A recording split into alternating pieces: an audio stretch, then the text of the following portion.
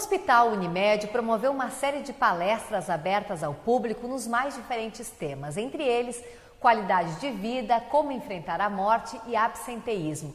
Neste último assunto, o ministrante foi o Dr. Luiz Fernando Oermann, ele que é especialista em medicina do trabalho pela Associação Nacional de Medicina de Trabalho. E é com ele que a gente vai bater um papo hoje no programa Vida Saudável Unimed. Tudo bem, doutor? Bem-vindo a Caxias do Sul. Muito obrigado, tudo bem.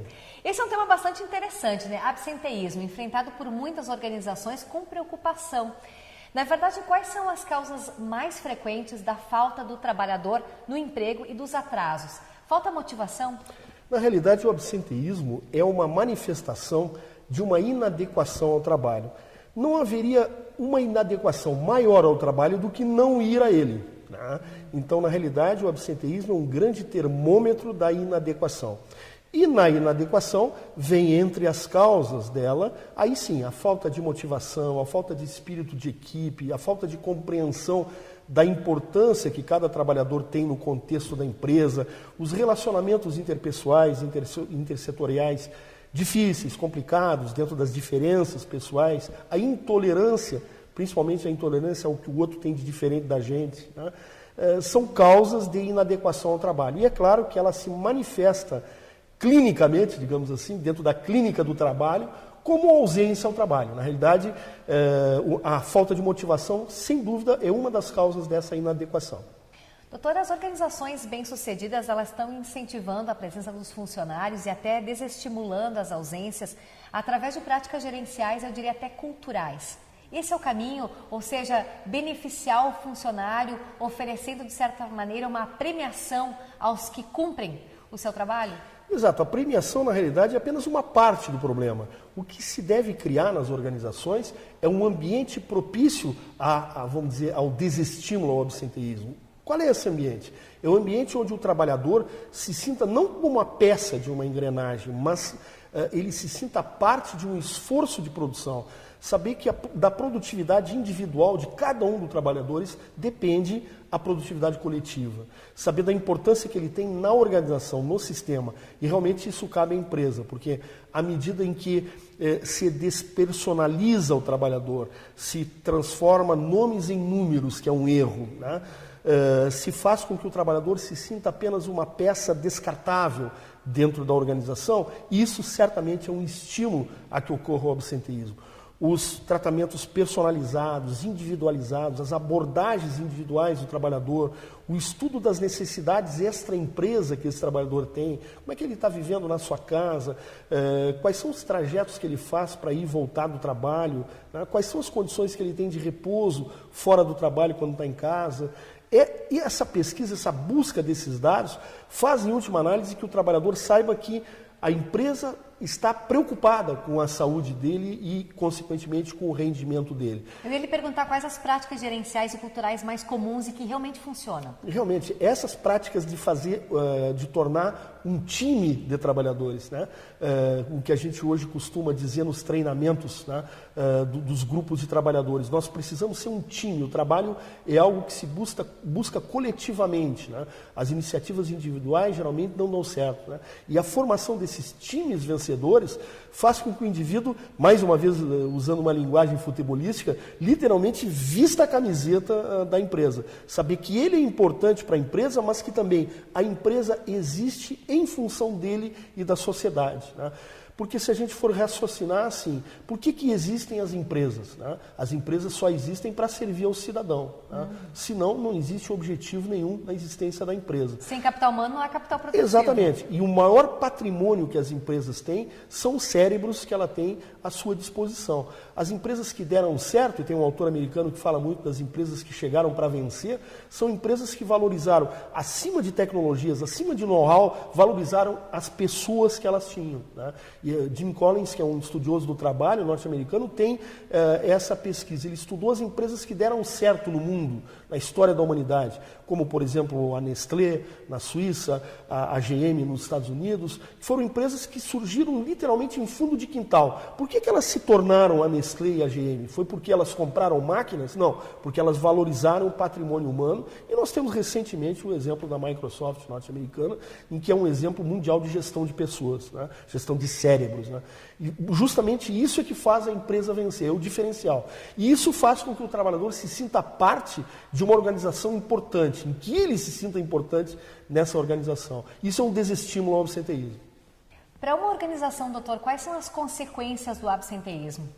São terríveis, né? As organizações com absenteísmo elevado, elas têm uma queda brusca da produtividade individual, consequentemente da coletiva, elas têm que jogar esse custo no preço do produto ou serviço, né? Eu uso muito um termo que é do economês, mas é um termo verdadeiro, o absenteísmo é inflacionário, né? Você aumenta preço de produto e de serviço. Então, as consequências para a organização são tão graves que chegam ao ponto de retirá-la do mercado competitivo como ele é, porque ela tem que elevar preços a ponto em que ela não mais vai se tornar competitiva, já que o mercado busca qualidade com menor custo, né? O absenteísmo é, sem dúvida nenhuma, um comprometimento da própria capacidade da empresa sobreviver nesse mercado tão disputado que está aí. A empresa tem que se preocupar com o absenteísmo, tem que gerenciar o absenteísmo, né? Tem que buscar mudar a cultura, porque a gente tem que concluir que a cultura é absenteísta, né? A cultura brasileira é absenteísta. Então, nós temos que tentar mudar essa cultura, até mesmo de algumas formas de mudança na legislação, né?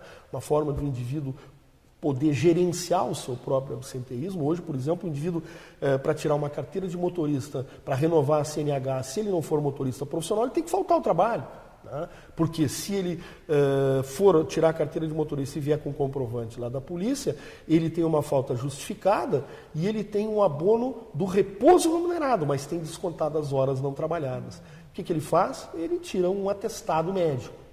No atestado médico ele tem um abono das horas não trabalhadas e do repouso remunerado. Essa cultura de tentar justificar, à custa de um documento sério, válido, legal, que é o atestado médico, ausências que não são por motivos de saúde, isso tem que mudar, né? Alguns países mais desenvolvidos, como a Alemanha, por exemplo, já fizeram isso. Criaram um número de dias, na Alemanha são 6 por ano, em que o trabalhador pode gerenciar o seu próprio absenteísmo. Ou seja, esses dias ele pode dispor deles, claro que avisando aos seus superiores, quando ele vai necessitar para levar um filho a uma consulta médica, para fazer uma renovação de carteira de motorista, como eu citei, ou seja, para causas que não são de saúde, mas que também são de interesse pessoal ou familiar do trabalhador. Algumas alterações legais, elas também precisam ser feitas. Doutor, ter um eficaz departamento de medicina do trabalho na empresa pode ser uma alternativa eficaz para reduzir os afastamentos, como o senhor comentou, por atestados médicos? Claro que sim. Veja bem, o médico do trabalho da empresa, ele não deve ser, e até o Código de Ética proíbe que ele seja, um fiscal de atestados médicos, tá? Ele não pode abonar ou não aceitar, não pode isso. Mas ele pode monitorar esses afastamentos, até para que compatibilize as eventuais restrições de uma patologia crônica com o que o trabalhador faz no seu ambiente de trabalho.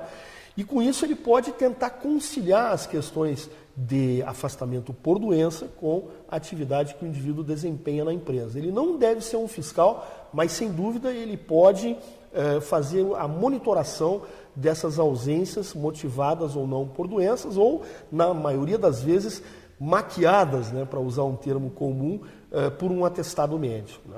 Já que grande parte dos afastamentos no Brasil, 60% a 70% dos atestados médicos são de 1 ou 2 dias e nós sabemos que a maioria das doenças não incapacitam só por 1 ou 2 dias. E a prova que a maioria desses atestados de 1 ou 2 dias são emitidos por causas que não são ligadas à saúde, mas que certamente são causas pelas quais o trabalhador precisou se afastar do trabalho e que não podia, devido a essa necessidade pela massa salarial ainda baixa no país, abrir mão do vencimento relativo àquelas horas não trabalhadas. Doutor, outra saída pode ser a adoção de programas de qualidade de vida que cuidem da saúde mental, física, emocional, espiritual? Claro que sim, isso é importantíssimo, né? Hoje em dia a gente fala no trabalho como noção total de vida, né? A gente não valoriza mais a que se valorizou muito na década de 70, que são os workaholics, né? Os fanáticos por trabalho. Hoje se sabe que não. A gente deve ter o trabalho como algo importantíssimo na vida do cidadão e da cidadã, mas não único. Né? São importantes também fatores de prevenção de saúde, fatores físicos, esportivos, espirituais. Né? Hoje se valoriza muito a espiritualidade do trabalhador. Por quê? Porque a espiritualidade é uma forma de tolerância com as diferenças. As pessoas espiritualizadas toleram mais as diferenças que os outros têm delas. Né? E isso as torna mais aceitas no grupo e eles também aceitam os demais do grupo. E conseguem pensar mais na coletividade. Exatamente, pensar no grupo, pensar no conjunto e não ter aquela visão muito em si mesmada, né? Aquela egoísta, né? Egocêntrica que tem o indivíduo que não tem espiritualização. Então se valoriza muito hoje as ações que muitas vezes não precisam nem ser ligadas a religiões. São ações que valorizam a atenção que as pessoas têm uma com as outras. As atitudes, né, são espiritualizadas, não necessariamente critérios de religiosidade. Né? A espiritualidade, às vezes, tem muito pouca coisa a ver com a religiosidade. São condutas que o trabalhador tem que os tornam mais comprometidos com a sociedade que ele vive, com a empresa que ele trabalha, com o grupo que ele participa. Né? E esse trabalho como espaço total de vida que hoje, no século XXI, a gente valoriza muito. Né? E esse é um fator que pode impactar fortemente na redução do absenteísmo. Né? E um fator importante de empregabilidade. Sem dúvida que sim, porque hoje a gente sabe que as pessoas espiritualizadas são aquelas que são mais tolerantes. E o que o empregador quer são pessoas que se relacionem melhor no ambiente de trabalho, que criem menos conflitos, né? Que, vamos dizer, tenham um espírito de grupo, né, mais bem formado e isso vai impactar positivamente na empregabilidade desse trabalhador, sem dúvida. Doutora, as mulheres são as que mais faltam ao trabalho, considerando que, além de operárias, elas também são responsáveis pela casa, pelos filhos e, algumas vezes, as únicas responsáveis pelo sustento da família. Eu não concordo com essa tua primeira afirmação. A gente diria o seguinte: as mulheres são as que faltam mais ao trabalho por motivos familiares. Aí eu concordo. Né? Por quê? Bom, os motivos são vários. Né? O mapeamento do cérebro feminino e masculino mostrou que as áreas de sensibilidade do sexo feminino são maiores que a do sexo masculino, até em 40%. Isso significa que a mulher é mais sensível. Né? Como tal, ela tem dificuldade em separar conflitos extralaborais de conflitos laborais. Ela leva mais para dentro da empresa o conflito conjugal, o conflito com filhos dependentes químicos, o conflito com familiares idosos restritos ao leito. E o homem, por ter menor essa área de sensibilidade, isso é um handicap positivo para a mulher, ele isola mais, ele consegue separar mais o ambiente extralaboral do laboral. Né? E veja bem, os dados do IBGE são absolutos, né? Números não mentem. 85% dos cuidados com filhos menores cabem às mães, só 15% aos homens, mesmo nas sociedades conjugais que se dissolveram. E 93% do cuidado com idosos limitados ao leito, pelos males da idade, que cada vez os velhos são mais frequentes pelo aumento da expectativa de vida, por Alzheimer, por sequela de acidente vascular cerebral, etc. 93% cabem às filhas, sobrinhas, né? E só 7% aos filhos e sobrinhos. Então a mulher tem sim sempre uma dupla jornada. Né? E isto compromete até a saúde mental dela. Algumas especialidades médicas, e uma delas eu participo bastante, que é a cardiologia, hoje está diante de patologias que há 20 anos não existiam na mulher. E hoje estão incidindo na mulher até de maneira mais grave que no homem, como o infarto agudo do miocárdio, a angina do peito, a cardiopatia isquêmica de modo geral. O que é isso? É a sobrecarga das preocupações não laborais com as preocupações laborais, porque hoje a mulher é 50% da força de trabalho no Brasil. Não tem mais diferença nenhuma, é meio a meio, 50%.